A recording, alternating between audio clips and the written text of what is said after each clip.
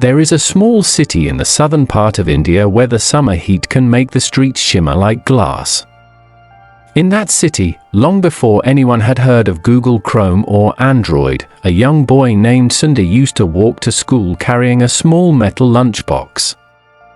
His family didn't have much, but they had something that shaped his entire life: love, curiosity, and quiet determination. Sundar Pichai was born in Chennai, a busy city full of honking buses, crowded markets, and the smell of spice from street vendors. His father, an electrical engineer, worked hard to keep the family comfortable, but their home was simple. There were no televisions, no telephones, and no computers. The walls were plain, and most nights, they ate together on the floor, talking about the day. But in that small home, something magical was growing, a boy's fascination with how things worked. Sundar's father often talked about his job at the British company he worked for. He explained circuits and machines, and sometimes brought home blueprints. Young Sundar would sit beside him, tracing the lines on those drawings, asking what each symbol meant. His father never grew tired of answering. His mother, who had been a stenographer, always encouraged him to study hard and dream big. Together, they created an environment where learning was more valuable than money. Sundar was quiet by nature. In class, he wasn't the loudest or the one always raising his hand, but when teachers asked him a question, his answers were thoughtful and precise. He loved numbers, patterns, and the logic behind how things fit together. His classmates sometimes teased him for being so focused, but Sundar never took it personally.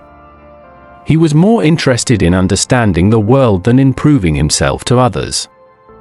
One day, when he was around 12, something extraordinary happened. His father brought home a rotary telephone. For the family, it was a luxury. Sundar was fascinated.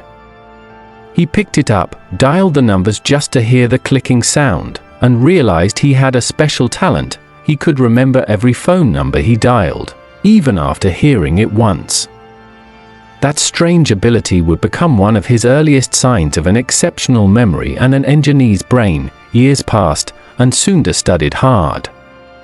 He got into one of India's most prestigious engineering schools, the Indian Institute of Technology in Kharagpur.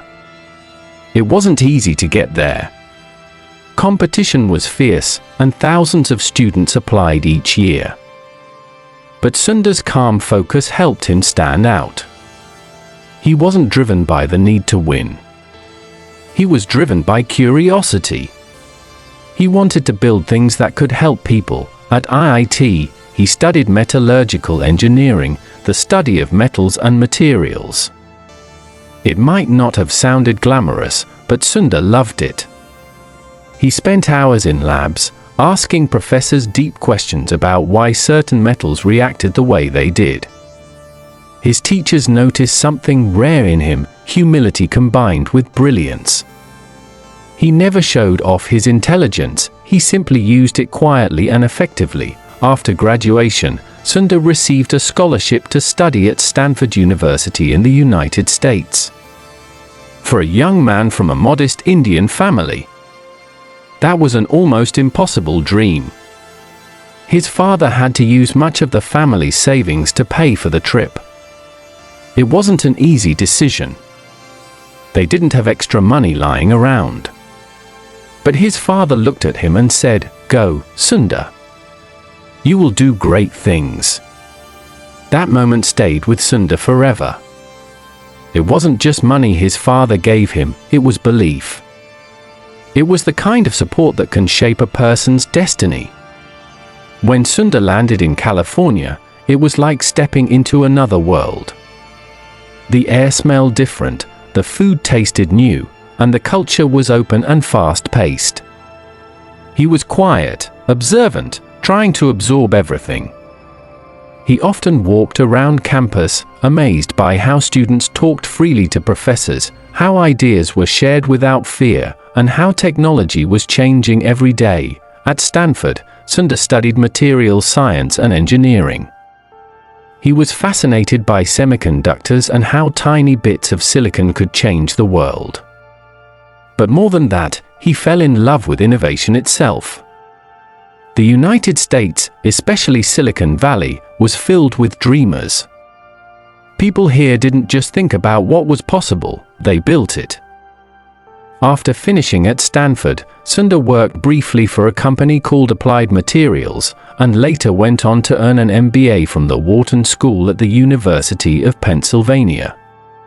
He could have chosen a high-paying job on Wall Street or in a big corporate firm, but Sundar had a different vision. He wanted to build things that mattered to ordinary people. When he joined Google in 2004, it wasn't yet the giant it is today. It was still growing, still exploring new territories. Sundar's first project was something most people didn't even notice at the time, the Google toolbar. Back then, browsers like Internet Explorer were dominant, and users often typed their searches directly into the toolbar instead of visiting Google's homepage. Sundar saw potential there. He made the toolbar faster, smarter, and easier to use. It brought millions of new users to Google without them even realizing it. That success caught the attention of Google's top executives.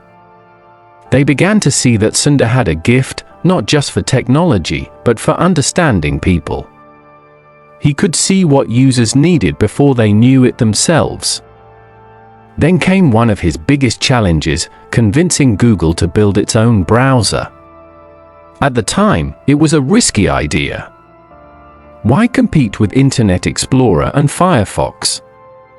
But Sundar believed that if Google wanted to create a faster, more open web, it needed its own platform. So he pushed for it. He explained, persuaded, and convinced the leadership to take the leap. The result was Google Chrome. When Chrome launched, few expected it to make a difference. But slowly, it began to win users over with its speed and simplicity. Within a few years, it became the most popular browser in the world. Sundar's vision had been right. That success didn't just change the company, it changed Sundar's life. He rose through the ranks, leading more teams, managing products like Gmail, Google Maps, and eventually Android, the mobile operating system that powers billions of smartphones today. What made him different wasn't loud leadership or aggressive ambition. It was empathy, calmness, and a clear sense of purpose. People loved working with him because he listened. He didn't interrupt. He believed good ideas could come from anyone, whether they were an intern or a senior engineer. That humility made him not just respected, but deeply trusted. In 2015, Google made a historic announcement: Sundar Pichai would become the new CEO of Google. For many, it was a moment of pride. A boy from a modest home in Chennai had climbed to the very top of one of the most powerful companies on earth. But Sundar didn't celebrate with fireworks or fancy speeches. He simply thanked his team, his family, and kept doing what he always did: work quietly, think deeply, and stay humble. As CEO, Sundar faced challenges that few could imagine: privacy issues, global regulations, technological ethics, and the pressure of leading innovation at a global scale. Yet he remained grounded. When asked about his success, he often spoke about his father's sacrifices, his teacher's support, and the importance of staying curious. He once said in an interview, "You might fail a few times, but that's okay. You end up doing something worthwhile, and you learn from it." That simple idea, that failure is not the end but part of the process, became his philosophy. What makes Sundar Pichai's story so inspiring is not just that he became rich or powerful. It's that he never forgot where he came from. Even as he leads one of the world's largest companies, he continues to speak softly, dress simply, and carry himself with grace. He believes technology should empower everyone, not just a few.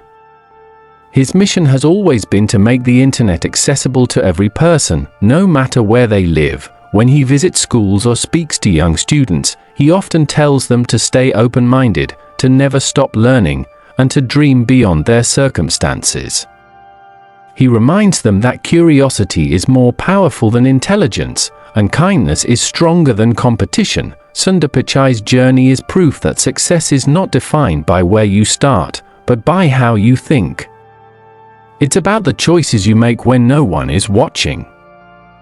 The courage to believe in your ideas, and the humility to listen to others. He continues to inspire millions of young people around the world who see in him not just a tech leader, but a symbol of possibility, proof that with patience, curiosity, and heart, you can rise from anywhere to achieve greatness.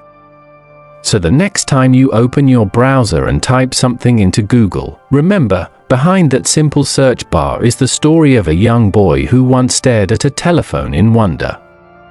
A boy who dreamed not of fame or wealth, but of building tools that could connect people and change lives, and that's exactly what he did. I share stories like this every day. Subscribe so you don't miss the next one.